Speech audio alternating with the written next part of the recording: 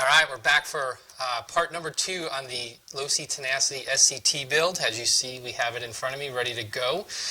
So what I'm going to do now is I'll walk you through a lot of the changes that I made, that I talked about in part 1 of the series here, and just kind of go from there and let you know how easy it is to work on and stuff like that. So, as I said in part 1, I actually went online to the TLR website, and I printed out a setup sheet from Aaron Kaufman from a CRC race, which is a very high bite indoor clay track. So the conditions are going to be pretty similar to what we're going to be running at up at leisure hours. So what I did is I loosely based the setup on this off of this. Obviously, you can't do all the setups on here to this truck, so I'll kind of walk you through what I did do. So to start off with, as I mentioned in the first part, we rebuilt the front and rear shocks and went with aluminum TLR shock caps with the bleeder screw. That just makes it easier to set them up, and we went with 40 weight in the front, 37.5 in the rear. So that makes it a little bit stiffer. It won't roll as much. It'll soak up the bigger bumps a lot better. And the one thing you want to keep an eye on is that, unlike the TLR racing shocks that are threaded bodies, these are just the standard clips that you put in to adjust the ride height up and down. Speaking of ride height, when we get to the track, we'll set the ride height at 24 millimeters, front and rear. So that keeps us right at a good level, so it's not going to be too high centered and not too low. That's going to hit everything.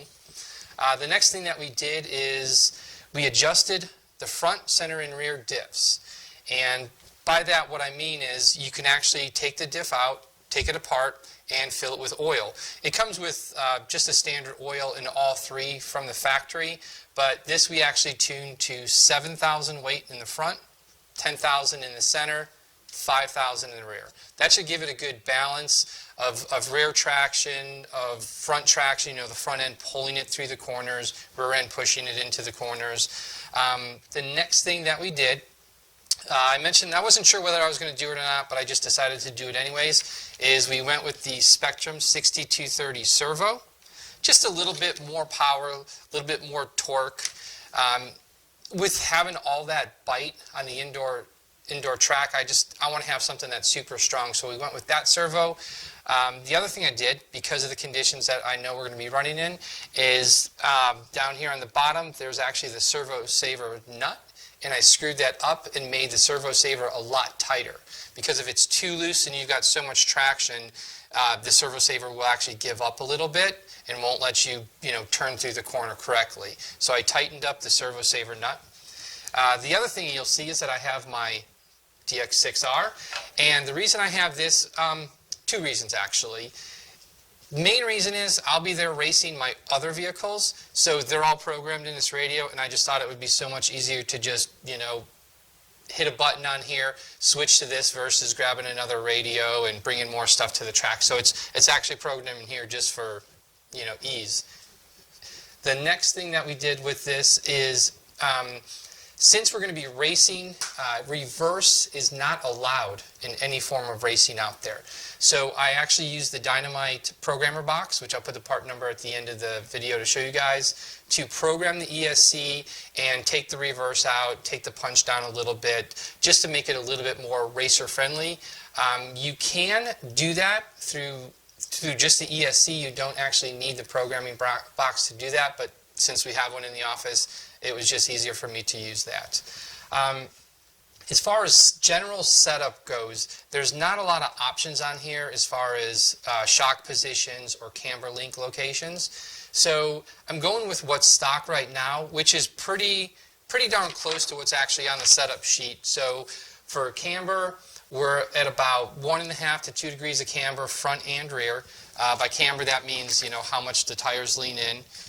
And toe, it's a little bit of toe out, maybe 1 degree of toe out right now. So, excuse me, we'll start there and just see how it handles. The only thing we can really adjust front and rear are the roll centers, and that will actually help the weight transfer or not transfer, depending which way you go with that. So we'll try that once we get to the track. As you can see, I've got my Proline MC Electrons mounted on just the stock Tenacity SCT wheels. Didn't go with anything special there. And then we've got the body. So with the body, like I said in the first video, we're going to test both and see what happens. It's been extremely cold here in the Midwest, so I just haven't had a chance to paint this one yet. But yeah, we've got it all mounted, drops right down there, and here's a better view, like we talked about in the first one, where everything is cut out, so you can see all the airflow that's going to go through there. Actually have, see if we can do this, actually have some airflow in the front hood as well, where when you compare the two bodies, you can kind of see this will kind of be like a parachute. This will let it flow through.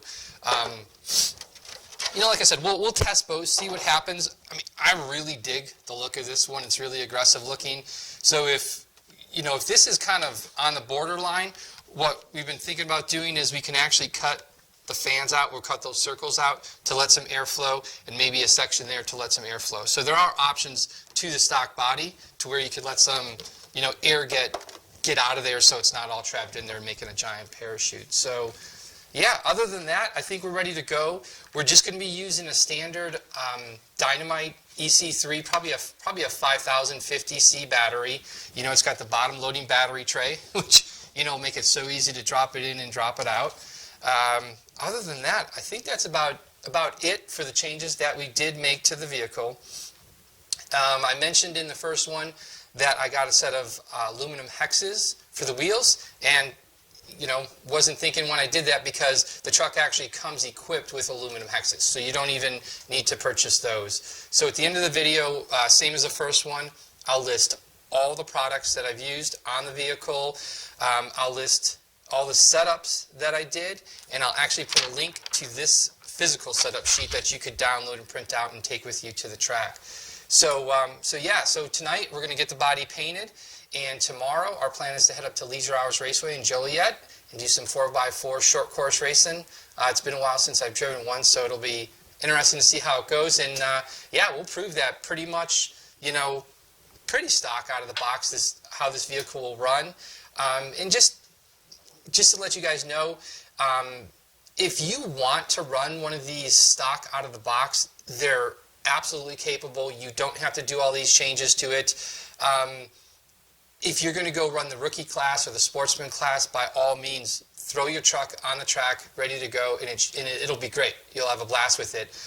The reason I'm doing this is that I'm a little bit above a sportsman racer, so that might not work for me. So that's why I want to do a couple little things, basic things. We haven't got into any crazy expensive stuff on this that you actually could do to this. So we'll take it from here. We'll see how it does at the track tomorrow, and then I'll report to you guys next week, and then we'll see if we need to make any changes from there. Thanks for watching, guys.